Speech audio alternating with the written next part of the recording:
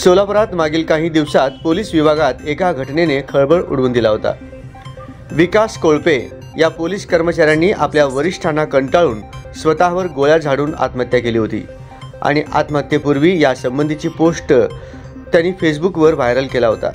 यामुळे या घटनेने पूर्ण महाराष्ट्र हादरून गेला होता। तर या आत्महत्या केलेल्या पोलीस कर्मचाऱ्याची पत्नी सविता विकास कोळपे यांनी पहिल्यांदाच प्रसार माध्यमांसमोर येऊन तिच्या पतीच्या आत्महत्येमागील कारण स्पष्ट केलं। पाहूयात नेमकं त्यांनी काय माहिती दिली ती। मी सविता कोळपे विकास कोळपे यांची पत्नी।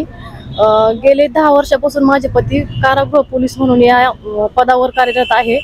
जी 9 डिसेंबरला जी घटना घडली ती अत्यंत खूप गंभीर बाब आहे की याच्या पाठीमागचे कारण म्हणजे वारंवार मी त्यांची विचारपूस केली असता ते वारंवार मला हेच बोलत होते की बदलीसाठी अर्ज जर केला तर स्वाती साठे ह्या मॅडमचं निगेटिव्ह त्या निगेटिव्ह फीडबॅक देऊन त्यांच्या बदलीसाठी आडथळा आणत होते। त्याचबरोबर मी 6 महिन्यापासून त्यांच्या सोबत आहे। तर ते एनी टाइम ज्यावेळेस घरी येतील त्यावेळेस एनी टाइम डिप्रेशनमध्ये असायचे। तर त्यांची मी विचारपूस केली असता तर त्यांच्याकडून फक्त मला एकच फीडबॅक भेटायचा की ज्या माझ्या काही रजा मंजूर आहेत 234 आय थिंक अशा काही त्यांच्या रजा आहेत तर त्या रजा मंजूर होत नव्हत्या आणि रजा मंजूर करण्यासाठी काहीतरी पैशाची मागणी होत होती त्यांच्या अधीक्षक साहेबांकडून। तर ह्या सगळ्या गोष्टीचा त्यांना संताप झालेला होता। फॉर एक्झाम्पल ते थोडक्यात डिप्रेशनमध्ये गेले होते। आणि त्याचबरोबर ही घटना घडायच्या अगोदर आदल्या दिवशी त्यांनी स्वातीसाठी यांना फोन केला होता की बदलीबाबत। तर त्यावेळेस पण त्यांचं स्पष्ट मत होतं की त्यांनी पण त्यावेळेस पण हाच फीडबॅक दिला होता। ह्या डिप्रेशनमध्ये त्यांनी आय थिंक ही गोष्ट त्यांना सहन नसेल झाली त्यामुळे ते ह्या डिप्रेशनमध्ये जाऊन त्यांनी ही गोष्ट केली। त्याचबरोबर मी 2010 वर्षापासून ते तर आमच्या कुटुंबापासून वंचित होते। मी एक खाजगी जॉब करत होते पण त्यांची वारंवार बदली नाही झाल्यामुळे आमच्या दोघांमध्ये वाद होत होते आणि जे वाद होत होते माझं थोडंसं हॉस्पिटलचं पण झालं होतं। जी घटना घडली होती ती आम्ही स्वाती साठे मॅडमला पत्राद्वारे लिखितद्वारे व्हॉट्सअपद्वारे पण आम्ही त्यांना मेन्शन केलं होतं पण त्यानंतर त्यांचा आम्हाला काही रिस्पॉन्स भेटला नव्हता। त्यामुळे मला माझा तो मॅनेजर या पदाचा जॉब असताना जो होता त्याला मला राजीनामा देऊन मला त्यांच्याकडे शिफ्ट व्हावं लागलं। तर त्याच्यामध्ये आमचं खूप आर्थिक नुकसान झालं आणि जेणेकरून ते आमच्या घरामध्ये करता होते तर फक्त त्यांच्या एकाच्या जॉबवर आमची पूर्ण 7 लोकांची फॅमिली डिपेंड होती। तर त्यांच्या एकाच्या जॉबवर एवढं सगळं मॅनेज होणार नाही ह्याही डिप्रेशनमध्ये त्यांनी जाऊन शिटोकाची भूमिका उचलली असावी। तर माझी एकच विनंती आहे सगळ्यांना की बाबा ज्या वरिष्ठ लोकांकडून त्यांना हा मानसिक त्रास झाला आहे तर त्यांची चौकशी व्हावी आणि आमच्या मिस्टरांना योग्य तो न्याय मिळावा। वरिष्ठांचं नाव जे स्वाती साठे असतील योगेश देसाई असतील त्यांनी वारंवार त्यांना पनिशमेंट केल्या होत्या। स्वाती साठे यांनी त्यांना बदलीबाबत नेहमी नकार करत होते। त्याचबरोबर आपले सोलापूर कारागृहाचे जे अधीक्षक आहेत मिंटो साहेब ते रजा मंजूर करत नव्हते किंवा वारंवार त्यांना एकाच ठिकाणी ड्युटी देत होते जेणेकरून त्यांना माहित होतं की हा माणूस डिप्रेशनमध्ये आहे आपण त्याला इथं ड्युटी दिल्याच्या नंतर काहीतरी घडू शकतं हे त्यांना माहित असताना सुद्धा त्यांनी वारंवार त्यांना तिथं ड्युटी दिली होती। गेले 6 महिन्यापासून एकाच ठिकाणी त्यांना ड्युटी दिली होती। नियमाप्रमाणे बघितलं तर 1-2 महिने फक्त एकाच स्टेबल आपण ड्युटी करू शकतो तर त्यांनी फक्त 6 महिने त्यांना एकाच ठिकाणी ड्युटी दिली होती।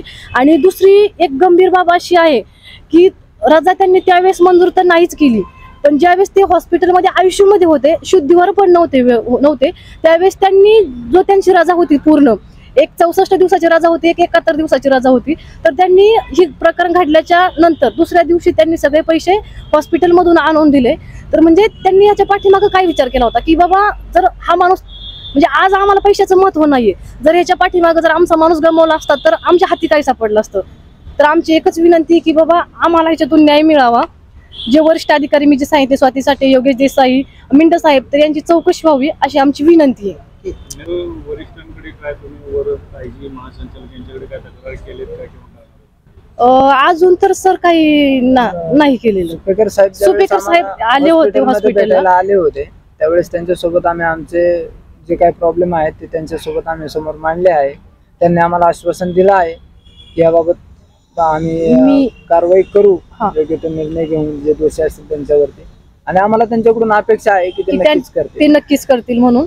आणि त्यांनी आश्वासन पण दिलं की बाबा तुमचे जेवढे प्रॉब्लेम आहेत ते मी सॉल्व्ह करतो फक्त पेशंट ह्या परिस्थितीतून आपण पहिल्यांदा बाहेर काढूयात आणि मग आपण आहे ते निर्णय घेऊयात। तर फक्त आम्हाला न्याय मिळावा आमच्या मिस्टरांना न्याय मिळावा। माझं नाव कैलास गंगाराम कोळपे सोलापूर कारागृहामध्ये जे कार्यरत कर्मचारी आहे विकास गंगाराम कोळपे यांनी 9 डिसेंबर 2023 रोजी आत्महत्येचा स्वतःवरती गोळ्या झाडून आत्महत्येचा प्रयत्न केला.